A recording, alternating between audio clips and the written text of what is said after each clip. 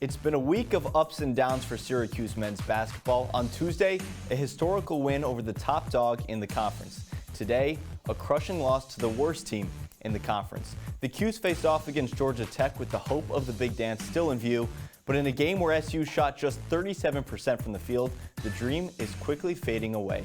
The Yellow Jackets stunned the Orange, holding on for a 65-60 win and out rebounding Syracuse by over 20 boards.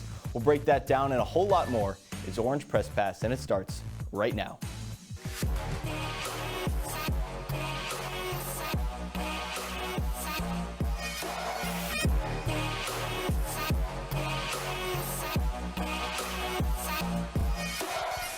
Hey, and welcome inside the CitrusTV studios for Orange Press Pass. Caleb Nice, Ryan Bridges, and Mike Ostrowski breaking down Syracuse's 65-60 loss to Georgia Tech. The Orange fall to 16-10 and below 500 in ACC play. Ryan, I'll come to you first. What are those initial thoughts following this terrible loss? I mean, they lose this game, right, Caleb? And I sit back and I'm like, wow, that's pretty different from what we saw from the Orange last time out.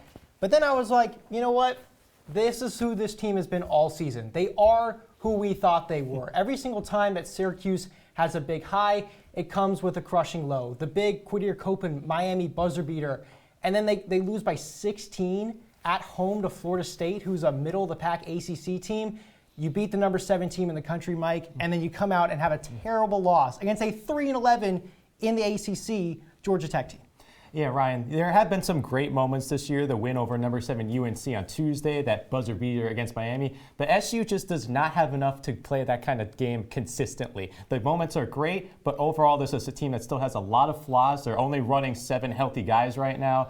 And with all that in mind, it's impressive that they've even gotten this far to a decent ACC record. All right, I can tell you two are getting heated up. So before we go any further, let's take a look at how we got to this point. Syracuse and Georgia Tech ready to do battle down in Atlanta. Georgia Tech coming into this one having lost 7 of its last 8. Judah Mintz starts things off hot. Take a look. This is why you do your stretches before the game. You don't pull off a shot like that unless you're loose before the game. Syracuse off to the quick start, and then on the other end, J.J. Starling. A swat from Georgia Tech leads to an open Starling corner 3. A 9-2 Syracuse lead. That's the biggest lead they'd have all game. Just 7 points. Other end, Kyle Sturdivant. You're going to hear his name all night. A team-high 17 points. He hits the 3 ball. Then, other end, Chris Bell misses. This is why you boxed out. Kyle Cuff with the slam. We'll talk about boxing out all night. It was a major problem for Syracuse. Other end, Miles Kelly. He hits from downtown. Georgia Tech shot just 28%, but it seemed they made the big shots when it was time. Syracuse down at the half, 34-30 lead for the Yellow Jackets. Then Justin Taylor scoreless in the first half. He gets his first points of the night on a little jumper. Other end, Kyle Sturdivant. I mentioned before, he had a heck of a game, Ryan. He hits a big shot there. Yeah, I mean, the Orange, a lot of times in these pick and rolls, they go under the screener, and it allows Sturdivant to hit a big shot from downtown. And then other end, Georgia Tech up for a wide open layup for Ndongo. He goes up and under. Let's go to the other end now. Chris Bell, time coming to a close. Huge 3. That's the last lead Syracuse would have in the game. Miles Kelly, other end, finishes with the left hand and 1. Then this is when things started to fall apart for Syracuse. Mike, you got to box out in this situation. Yeah, Caleb, when the final line is 49 rebounds to 28 in favor of Tech, you know something went wrong. Syracuse falls 65-60. Georgia Tech holds on. Syracuse, after a huge win against North Carolina, this performance against Georgia Tech just absolutely shocking. It's very fitting that the 2 Syracuse players you see on this graphic here are J.J. Starling and Judah Mintz, because, Mike, it felt like every single offensive possession that we saw from this team was a pick and roll for Judah Mintz or J.J. Starling. They played through them the entire game. It was great when it worked, and it was bad when it didn't. Yeah, Ryan, you and I were calling them out all night long, and when we know what the play is going to be, you know the other 5 guys in the court are as well. And overall, there was not a lot of creativity going down the stretch, and when Syracuse started to fall behind very late in the game, it was still the same thing. It's just maddening that the Orange could not come up with a better game plan. Well, now we welcome in our reporter, Danny Tao, who is in Atlanta for the Yellow Jackets win over the Orange. Danny, thanks so much for joining us. I have to ask, because it was something we noticed while watching the game, but Georgia Tech was just letting Justin Taylor shoot without really contesting anything. Despite all the misses, could you tell if Autry was telling Taylor to keep shooting? Was he giving him the green light throughout the game? Yeah, Caleb. So early in the second half especially, it seemed like Justin Taylor really had the green light. Took 3 of Syracuse's first shots in the second half, made one of them, but as the baskets just weren't falling and this game was close, Syracuse needed points, and Autry just didn't have the leash to give Taylor to kind of work out the kinks that he's had in his shooting for so long of a stretch this season. So there absolutely was a point where Taylor had the green light, but the leash was only so long tonight.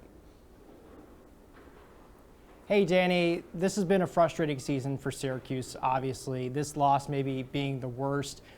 Chris Bell, Quadir Copeland, J.J. Starling, they're kind of jawing back at each other all game on the bench. And then during the game, it seems like Chris Bell got really frustrated. What do you make of Syracuse's body language, especially with so few guys on their roster right now? Yeah, Ryan. So actually, I asked Coach Autry and Chris Bell about that incident post-game, and both of them said pretty much the same thing, that Chris Bell took a bad shot here, had a bad defensive play there, and really just got in his own head after those plays. So we saw Quadir Copeland going over, trying to be the vocal leader of this team and provide some guidance, a steady hand, get Chris Bell's head back in the game. So looked like more than it was, according to both Autry and Bell, but from the viewing perspective, certainly noteworthy. But Chris Bell just needed to get his head back in the game, according to the members of the Orange. Danny, thanks for taking the trip down to Atlanta for us. It's been a night and day difference for this Orange offense compared to Tuesday when they outscored one of the best scoring teams in the country. Then tonight it seems like they couldn't get a shot to fall. They struggled on the boards. They struggled from deep. Just what happened to this team? Where did that offensive flow go from a couple nights ago? Yeah, so, Mike, the big issue was, like you said, the shooting. You know, against North Carolina, Syracuse shot almost 50% from beyond the arc, whereas tonight, just 16% from downtown Atlanta. So Syracuse just couldn't get the shots to fall, which led to more Georgia Tech rebounds as opposed to North Carolina last Tuesday. And you'll recall with the rebounding specifically, North Carolina and Georgia Tech, 2 of the ACC's top 3 teams when it comes to cleaning the glass. So if the shots are falling like they were against North Carolina, less rebounds to go around for the opposing team, and if they're not falling like tonight, then Georgia Tech just going to dominate, especially with how undersized and undermanned Syracuse is at the moment. Danny, as always, thanks for the time. We appreciate you joining us here. When we come back here on Orange Press Pass, we'll take a more critical look at Syracuse's backbreaking loss to Georgia Tech.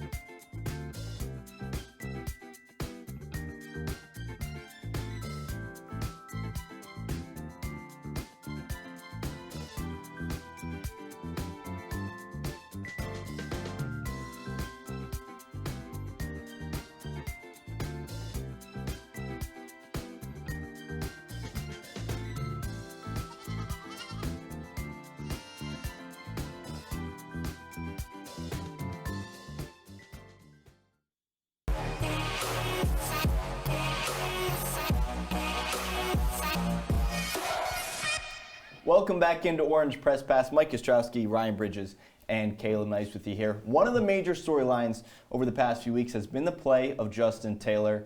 At time, it can truly feel like it's a 5v4 out there, just minimal production from Taylor. Ryan, 5 points over his last 3 games. He just hasn't been able to figure it out. Yeah, but even then, 5v4, that's harsh, Caleb.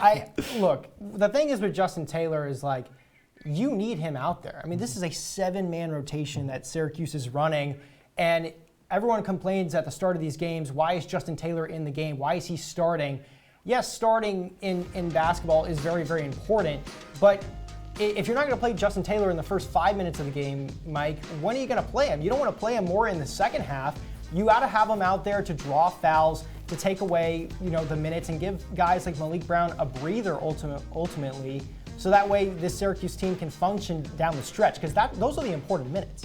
And Ryan, as you mentioned, only playing 14 minutes tonight. It's not so much that they don't just have another choice. Quadir Copeland is still playing over 20 minutes tonight, but he's playing in the more important parts down the stretch when they need the scoring. So I agree that in this case, JT, you're in an unfortunate situation, but you have to play him at some point. It's better to just start him off and get it over with. And people are letting Justin Taylor now shoot shots. I think we saw it more in this game, more than any other game this season.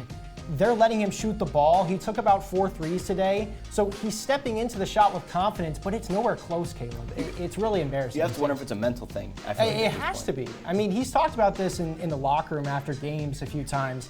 I mean, he has struggled with his shot, his confidence, and it's been very apparent. And as a player, you wonder if that doubt starts to creep in. But luckily for him, this is a very depleted Syracuse roster, and he's going to get those minutes without Naheem McLeod there, without Benny Williams there as well. We know he'll get the minutes. It just comes down to whether he can finally find that stroke again. Well, moving over to the defensive side, the zone was absolutely shredded apart today. The Yellow Jackets just feeding the ball into the paint, which also led to some major rebounding troubles. The Yellow Jackets out-rebounding the Orange 49-28. Mike, not sure which has more holes, a box of Fruit Loops or the 2-3 zone today. Well, the 2-3 zone at least has Malik Brown, but that's the problem. Other than him, there's just nothing else in the middle, and that's where Georgia Tech took full advantage. They said after the game, their head coach saying that was their game plan, get to the middle and play in the paint, and that's exactly what they did. When you play the zone, which you have to out of necessity because you're running a 7-man team, you have to at this point, there's going to be a lot of space around in the middle, and the Yellow Jackets just took advantage all night long.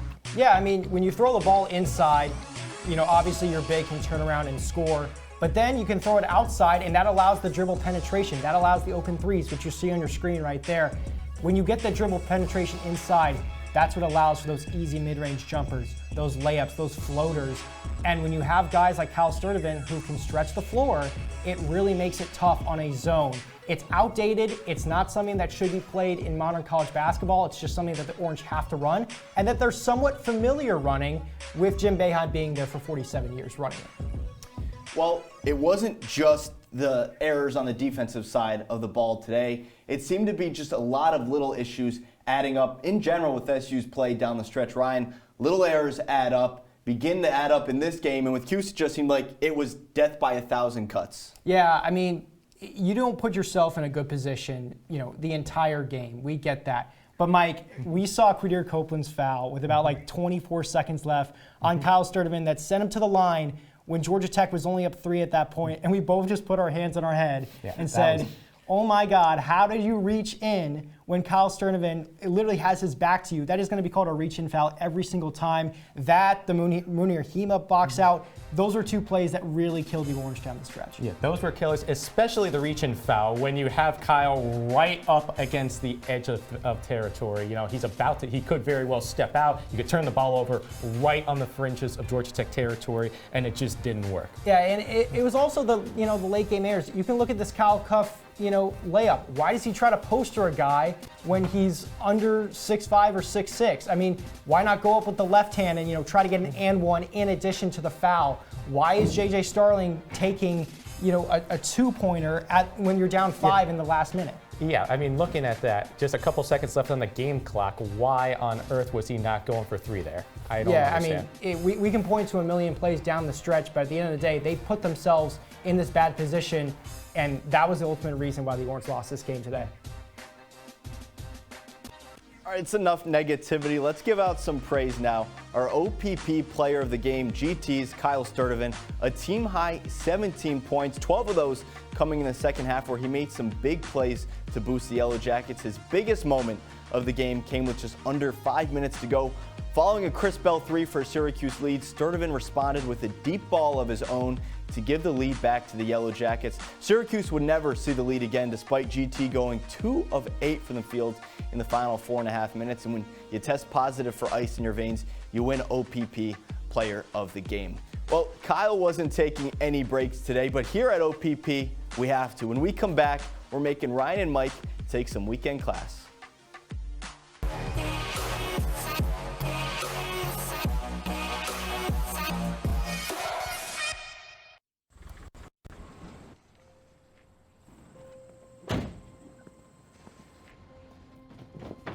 Dad, they took over my bedroom. Come on, come on. Okay, Dad. 1, 2, 3. Dad!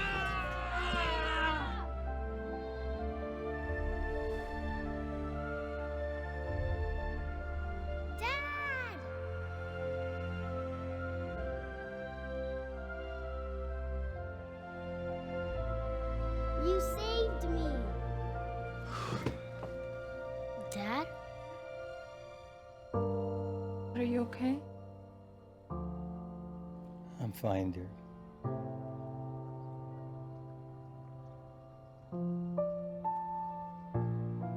Your hero needs you now, and AARP is here to help. Find the care guides you need at aarp.org/caregiving. Life doesn't always give you time to change the outcome. Prediabetes does. 1 in 3 adults has prediabetes, but with early diagnosis, prediabetes can be reversed. And you can change the outcome. Take the 1-minute prediabetes risk test today. Go to doihaveprediabetes.org.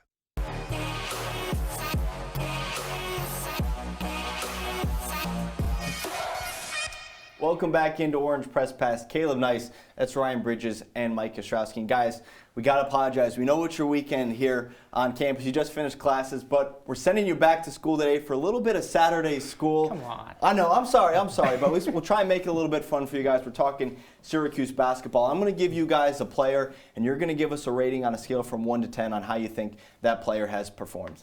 All right, we're going to start with Judah Mintz, who scored 14 points in the game today. Him and JJ have been the duo recently for Syracuse, kind of leading the path. Ryan, I'll come to you first. How are you assessing Judah's play?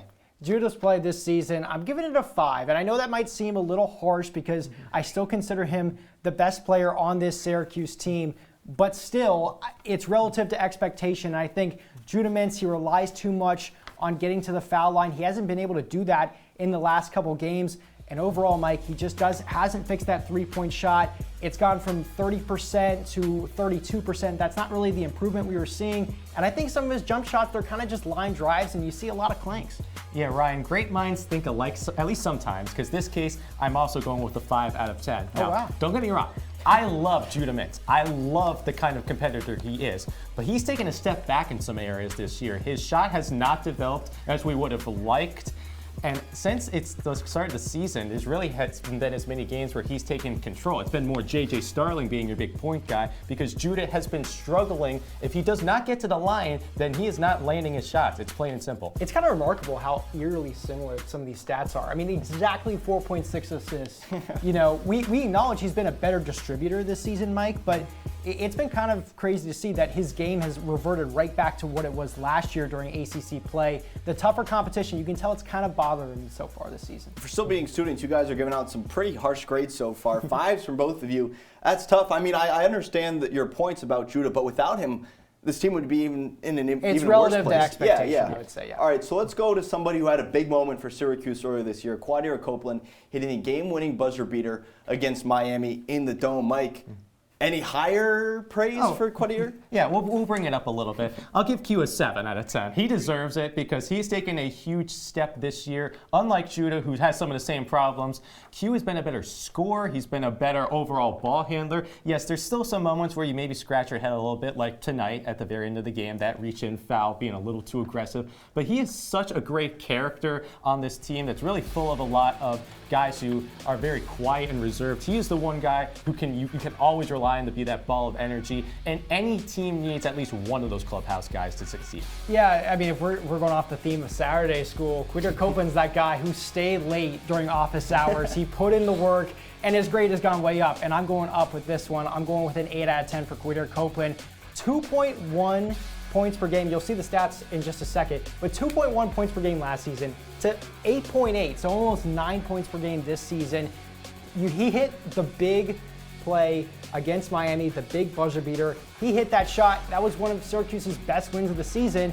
And sometimes, I mean, if you get 100 on the test, that's the biggest part of your grade. And he made one of the biggest moments of this year for Syracuse, so he deserves a lot of credit. I'm going with the A out of 10. I mean, take a look at those stats on your screen right there. Just looking at his minutes from a few games ago to now, I think Autry sees the same things you guys are seeing, where I agree with Mike, not just the scoring, but he's a spark for this team. He's that ball of energy, like you mentioned. Just look at how much more playing time he's got. Yeah, I mean, he's really grown into his own. His confidence has gone up.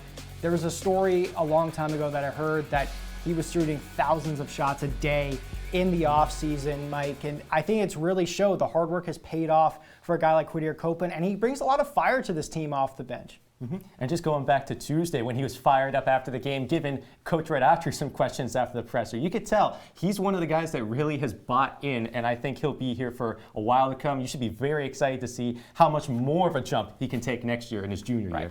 All right, well, let's talk about Coach Autry, like you mentioned, Mike, in his first season as head coach here on the Hill, taking over after a longtime head coach Jim Boeheim left. And Autry, I guess you guys will be the answers if he has risen to expectations this year. I think he's won some games, like the Carolina game people might have expected, but he's also lost a lot of games that people thought would be gimme wins. I mean, we didn't expect this Orange team to be so depleted. He took a big leap of faith, and honestly, I credit Autry for, in his first season, setting a standard, right? Benny Williams, he had a lot of character issues. He showed a lot of bad body language on the court, and Autry was kind of at a crossroads where he had to make a decision on Benny Williams. He knew he might take some heat from some players. We saw them react on social media to it. It wasn't exactly how you would have thought. It's kind of crazy how eerily similar him and Boeheim would have been. But records. I think Autry's record would be better now. The records are a little misleading because Jim Boeheim was not playing the number 5 and number 11 team in the country in non-conference play last year. Those are 2 more losses right there. That's true. That I really don't hold against Red Autry. I think overall, through the first 25 games, it was the best record since 2019. So he's clearly taking this program in the right direction. All right, well, we appreciate your guys' time. We'll let you get back to your weekend now. Thanks for joining Saturday School. When we come back here on OPP, we'll take a look around the nation and give our final thoughts on SU's loss. Don't go anywhere. More OPP right after this.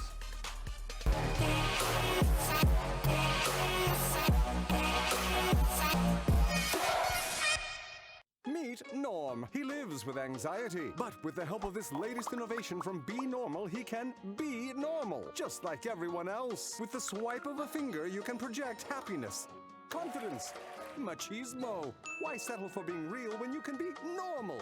The Normal Maker, new from Be Normal. This item doesn't really work because there's no such thing as normal. We're all different. What we like, how our brains work. In fact, 1 in 5 of us live with mental illness. Don't filter who you are. Start by talking to someone you trust. And remember, there is no normal.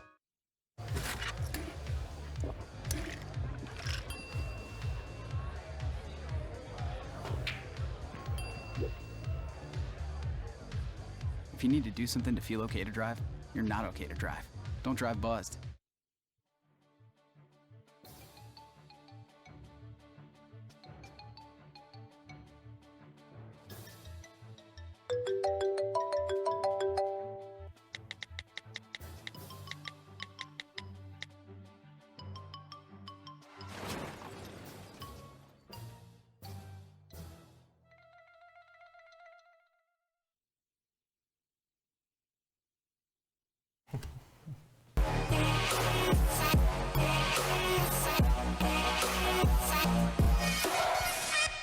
Welcome back into Orange Press Pass. Caleb Nice, Ryan Bridges, and Mike Ostrowski breaking down SU's 65-60 loss to Georgia Tech. So the Orange flying home with the L, but let's take a look at our scoreboard and see some teams who did win their games today around the country. Guys, any games standing out from around the nation today?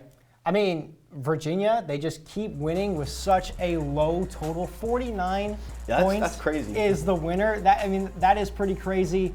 You see North Carolina bouncing back, just lost to Syracuse, so that number 7 ranking will come down a little bit. UConn's looking like the favorite here, Mike. I hate to say it, but they look better than the national championship winning team from last year. To say. Which is it's crazy to say, but we watched some of that game. It was utter domination by the Huskies, 81-53. It honestly could have been a lot worse than that. And look at the Duke game, too. Florida State did hang around there for a little bit. I think Jared McCain finished with 33 points. He's looked incredible, too, for the Blue Devils. Yeah, I know. I mean, he is just such a fundamental player. He always plays at his own pace. He knows what he's doing. And they have a really talented team in Duke, but they've had some close home games this year. Maybe they aren't as good as that number 9 ranking would suggest, but with that program, you never bet against them in large. I mean, they did lose a game to the very same GT team that SU just faced tonight. Not a great comparison, but got to make it. Yeah, GT's wins in conference now before Syracuse was Duke, North Carolina, and Clemson. That's pretty crazy. Unbelievable. All right, well, you didn't see Maryland on that image right there, but Maryland had a heck of a day in college lacrosse. Both women's and men's came to the Dome, faced Syracuse. The women took home a win, and then the men just took home a win. Both games went in some kind of overtime fashion. Yeah, I mean, both games going to overtime. I mean, I don't know, college lacrosse is alive and well, and you know, you're really bummed for the women's team because you understand that they got so close last year, and you know, they were able to beat this Maryland team last year. It feels like a step backwards, but for the men, it really feels like a step forwards, Mike. This is a game a year ago that they were not even in against Maryland, and now they bring them to overtime. Yeah, and not only that, they took it down to the wire in front of a packed Dome. I have not seen that many fans for lacrosse since you or I have gotten on campus. The boos after that controversial ruling at the end, they were loud. Yeah, the waved off game-winning goal in overtime due to a crease violation. Then Maryland instantly goes down the field. They scored the game winner. It was loud and not in a good way. Lots of very upset Orange fans inside the Dome today. And then they should be. Maryland lacrosse headed into this one with Syracuse had won 5 straight games against the Orange. This one made it 6, and Syracuse had a great shot to snap that streak at home. But I think looking ahead, there's just a lot you can build off from this game, Ryan. Yeah, I mean, they've got great transfers that have come in. Jake Stevens, Christian Muley. They've really changed this team. Joey Spallina, he's looking like he's going to contend for the Tewaaraton this year. And there's a lot of great players on the women's side as well. Olivia Adamson, Natalie Smith really stepped up today. Just 2 heartbreakers in the Dome, but this Syracuse lacrosse program, it's alive and well, and they're going to compete in all of these games, Mike. Don't forget about my boy Mason Cohn, the face-off specialist, who he had a breakaway goal himself today, where he just won the face-off, took it right down to the net, and scored. That's the kind of fire that this team has been missing in the last couple of years. And that's what they were missing last year was a great face-off, man. They really struggled with guys like Johnny Rachusa last year, but Mason Cohn has made the jump for this Syracuse team in that face-off department, and it's why they're able to compete in these great games. All right, so give it to me real quick then. Do you think Syracuse makes the tournament this year? In what? In lacrosse. Oh, absolutely. Yeah, I think they will make the tournament in both sports. You wonder how big and how high the ceiling is exactly, but it's up for debate. Yeah. All right, well, from lacrosse back to basketball, it's time to look ahead to the future of this week's Orange Press back in action. Syracuse staying down south this week, taking on NC State. Tip-off is at 7. OPP will be live at 11. Guys, any initial thoughts on this one? I mean, this team is so up and down. They could win this game by 15. I mean, it really is that crazy. That it might be a little weird to say that after such a disappointing loss, but this team is so volatile. I mean, they were able to beat NC State by, pretty handily by 12 points, but I mean, they were up 15 for a lot of that game. I think Syracuse has a fighting chance on the road, but only 1 in now 6 on the road in ACC play, so it's going to be tough for them. Yeah, that was probably their second best home win of the season against NC State. I just don't see them replicating it in enemy territory. They always struggle going down the rally, and I see more of the same happening this time around. All right, well, before we say goodbye, let's give our final thoughts for this loss to Georgia Tech. Wrap it up in a nice bow for me. What's your major takeaway from this one? Stop saying win out. Okay, that term Who gets was thrown saying that up. in the first place? Okay, a lot of people were saying that after you beat the number 7 team in the country, their first AP top 10 win since 2019, right? Everyone was saying, oh, what happens if the Syracuse team wins out, goes 5-1 down the stretch? The Orange, I started it with they are who we thought they were, and it's kind of echoing the same sentence here. Stop saying win out with this Orange team. They're a young team. They're very good, but let's stop saying that they're going to win out. This is a very inconsistent team, especially on the road. You know what a lot of people need to do, Ryan? They just need to sit back and enjoy the moments when they come. UNC was a phenomenal win for all the students that got to rush the court. That's an incredible experience for them. I'm sure the players are going to remember it very fondly for a long time as well. But this program still has a way to go to get back to that standard, that orange standard that Coach Autry referenced back at the start of the season. They have some intriguing pieces, but with how depleted they are and how tough the ACC is year in and year out, they're just not quite there yet. Well, I think the motto for the ACC tournament has to be win out. That's the only shot Syracuse has left to make any kind of push at the big dance. That's all the time we have on Orange Press Pass. For Ryan Bridges and Mike Ostrowski, I'm Caleb Nice saying so long and thanks for tuning in.